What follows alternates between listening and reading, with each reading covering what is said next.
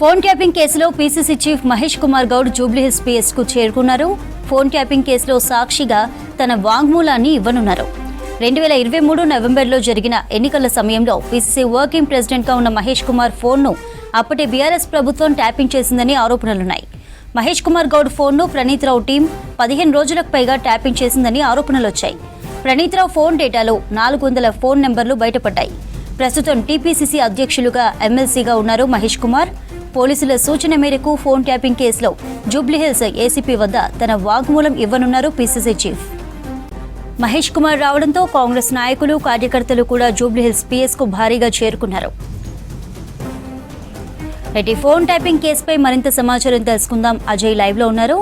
అజయ్, రాష్ట్ర వ్యాప్తంగా సంచలనం రేపిన ఫోన్ ట్యాపింగ్ కేసు సంబంధించి సిట్ అధికారులు దర్యాప్తు ముమ్మరం చేశారు. ఇప్పటికే మాజీ ఎస్ఐబి చీఫ్ ప్రభాకర్ రావు పలుమార్లు విచారణకు హాజరయ్యారు. సో ఈ రోజు కూడా ప్రభాకర్ రావుని విచారణకు హాజరు కావాలి అంటూ సిట్ అధికారులు ఆదేశాలు జారీ చేసిన క్రమంలో మనకు అందుతున్న ఇన్ఫర్మేషన్ని బట్టి మరి కాసేపట్లోనే ప్రభాకర్ రావు కూడా సిట్ కార్యాలయానికి విచారణకు హాజరు కానున్నారు. దాంతోపాటు ఇప్పటికే పీసీసీ చీఫ్ మహేష్ కుమార్ గౌడ్ ఇందులో విట్నెస్గా చేర్చుతూ అతని వాంగ్మూలము తీసుకునేందుకు కూడా ఈరోజు మహేష్ కుమార్ గౌడ్ని విచారణకి రావాలి, వాంగ్మూలము తీసుకోవాల్సి ఉంది అని సిట్ అధికారులు ఆదేశాలు జారీ చేసిన క్రమంలో కొద్దిసేపటి క్రితమే పీసీసీ చీఫ్ మహేష్ కుమార్ గౌడ్ కూడా సిట్ కార్యాలయం చేరుకున్నారు. ప్రస్తుతం జూబ్లీహిల్స్ ఏసీపీ వెంకటగిరి నేతృత్వంలోని టీం వాంగ్మూలాన్ని సేకరిస్తుంది. మొత్తము విట్నెస్ సంబంధించి మహేష్ కుమార్ గౌడ్ వాంగ్మూలం కూడా ఈ ఎంటైర్ ఫోన్ ట్యాపింగ్ వ్యవహారానికి సంబంధించి కాస్త కీలకంగానే మారనుందని చెప్పాలి. సో మహేష్ కుమార్ గౌడ్ వస్తున్నాడని తెలిసిన తర్వాత పెద్ద ఎత్తున కాంగ్రెస్ పార్టీకి సంబంధించిన కార్యకర్తలు,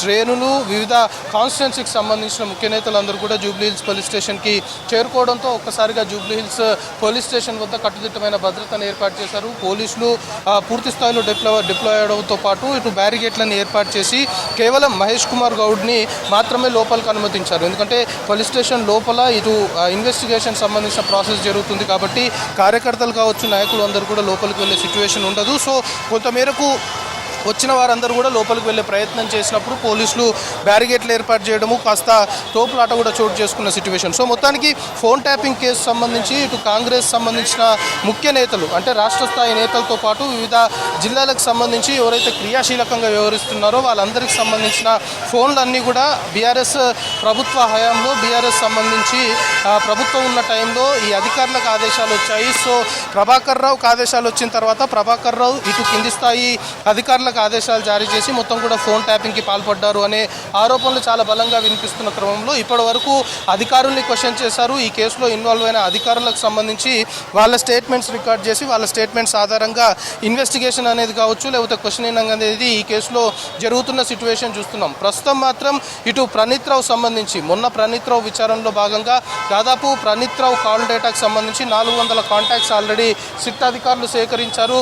ఆ 400 కాంటాక్ట్స్ సంబంధించిన ఇన్వెస్టిగేషన్ కూడా జరుగుతుంది. ప్రస్తుతం మనం చూస్తున్నాం ఎంపీ అనిల్ కుమార్ యాదవ్ కూడా జూబ్లీహిల్స్ పోలీస్ స్టేషన్ సిట్ కార్యాలయాన్ని చేరుకున్నారు. మహేష్ కుమార్ గౌడ్ విచారణ లోపల కొనసాగుతుంది. అతని వాంగ్మూలం కూడా అధికారులు సేకరించనున్నారు. కాబట్టి ఇటు కాంగ్రెస్ పార్టీకి సంబంధించిన ముఖ్య నేతలు కొందరు, దాంతోపాటు వివిధ కాన్స్టిట్యున్సీకి సంబంధించిన నేతలు, ఎట్ ది సేమ్ టైం ఇటు కార్యకర్తలు కూడా జూబ్లీహిల్స్ పిఎస్ చేరుకుంటున్న పరిస్థితి. సో జూబ్లీహిల్స్ పోలీస్ స్టేషన్ పరిసర ప్రాంతాల్లో మొత్తం కూడా కట్టుదిట్టమైన భద్రతను ఏర్పాటు చేశారు. ఒకవైపు మహేష్ కుమార్ గౌడ్ విచారణకి తన వాంగ్మూలం ఇవ్వడానికి సిట్ ఎదుట హాజరయ్యారు. దాంతోపాటు ప్రభాకర్ రావు మాజీ ఎస్ఐబి చీఫ్ ప్రభాకర్ రావు కూడా ఈరోజు విచారణకు రావాలి అంటూ పోలీసులు ఇటు సిట్ సంబంధించిన అధికారులు ఆదేశాలు జారీ చేయడంతో కొంత మేరకు సిట్ కార్యాలయం అంటే జూబ్లీహిల్స్ పోలీస్ స్టేషన్లోనే సిట్ కార్యాలయం ఉంది. సో సిట్ కార్యాలయం వద్ద కట్టుదిట్టమైన భద్రత ఏర్పాటు చేశారు. సో ఫోన్ ట్యాపింగ్ వ్యవహారానికి సంబంధించి ప్రణీత్ రావు దాంట్లో దాదాపు 400 కాంటాక్ట్స్ని గుర్తించారు. ఆ 400 కాంటాక్ట్స్ సంబంధించి వివిధ వర్గాలకు సంబంధించిన వారు అంటే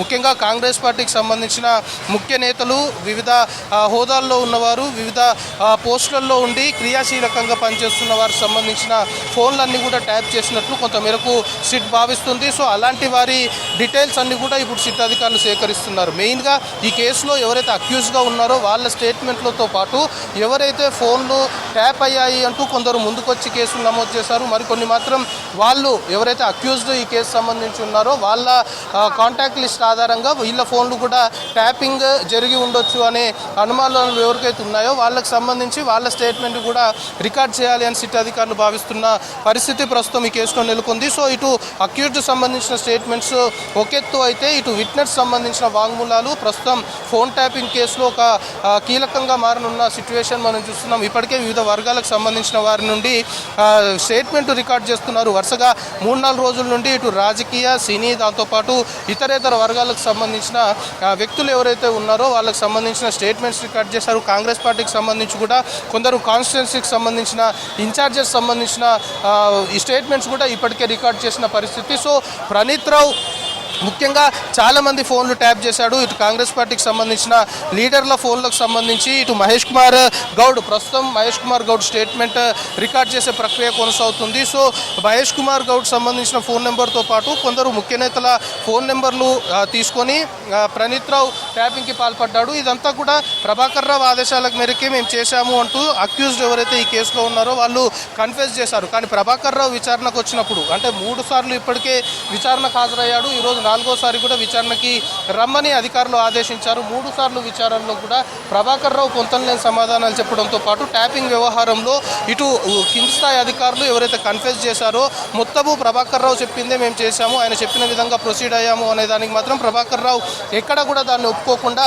కొంతమేరకు రివర్స్గా పోలీసులనే క్వశ్చన్ చేస్తున్నట్లు సమాచారం అందుతుంది. సో ఈరోజు ప్రభాకర్ రావు విచారణకు సంబంధించి మనకు అందుతున్న ఇన్ఫర్మేషన్ని బట్టి ఇటు తిరుపతన్న భుజంగరావుని కూడా విచారణకు పిలిచే అవకాశం ఉంది. ఎందుకంటే సిట్ సంబంధించిన అధికారులు ఎస్ఐబి మాజీ చీఫ్ ప్రభాకర్ రావు ఇందులో కీలకంగా వ్యవహరించాడు అనేది కొంతమేరకు ఎస్టాబ్లిష్ చేసుకున్న క్రమంలో ఇతరేతర అక్యూజ్డ్ ఎవరైతే ఇందులో ఉన్నారో వాళ్ళందరినీ ఒకే చోటు ఉంచి విచారించాలని భావిస్తున్న క్రమంలో ఈసారి ప్రభాకర్ రావుతో పాటు మరొక 2 కూడా ఈరోజు విచారించాలని భావిస్తున్నారు. దాంతోపాటు ముఖ్యంగా ప్రస్తుతం మహేష్ కుమార్ గౌడ్ ఎవరైతే విట్నెస్ ఇందులో స్టేట్మెంట్ రికార్డ్ చేస్తున్నారో ఇదే మాదిరిగా చాలామంది విట్నెస్లకు సంబంధించిన స్టేట్మెంట్స్ కూడా రికార్డ్ చేస్తున్నారు. కాబట్టి ఆ స్టేట్మెంట్స్ అన్నింటినీ కూడా ప్రభాకర్ రావు కావచ్చు లేకపోతే ఇతర పోలీస్ అధికారులు ఎవరైతే ఇందులో ఇన్వాల్వ్ అయ్యారో వాళ్ళంతా ముందుంచి విచారించాలని సిట్ అధికారులు భావిస్తున్నారు. సో మొత్తానికి ఒక పూర్తి స్థాయిలో విచారణకు సంబంధించి దర్యాప్తుకు సంబంధించి వేగవంతమైంది.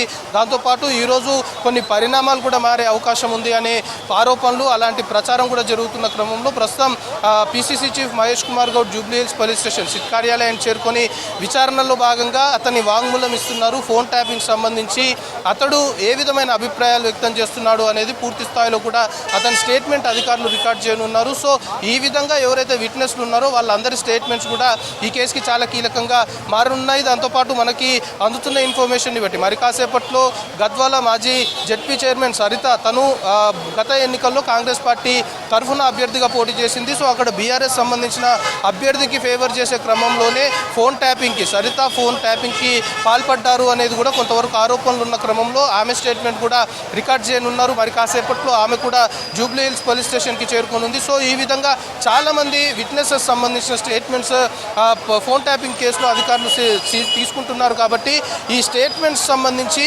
విచారణకు భాగంగా ఈ విట్నెస్లకు సంబంధించిన స్టేట్మెంట్స్ కూడా చాలా కీలకంగా మారనున్నాయి. అక్యూజ్డ్ స్టేట్మెంట్స్తో పాటు ఈ విట్నెస్లకు సంబంధించిన స్టేట్మెంట్స్ పూర్తి స్థాయిలో కూడా ఫోన్ ట్యాపింగ్ కేసులో చాలా కీలకంగా మారనున్నాయి. సో ఈరోజు మరికొంతమంది కూడా ఫోన్ ట్యాపింగ్ వ్యవహారంలో పిఎస్లో విచారణకి హాజరయ్యే అవకాశాలు అయితే కనబడుతున్నాయి. చంద్ర.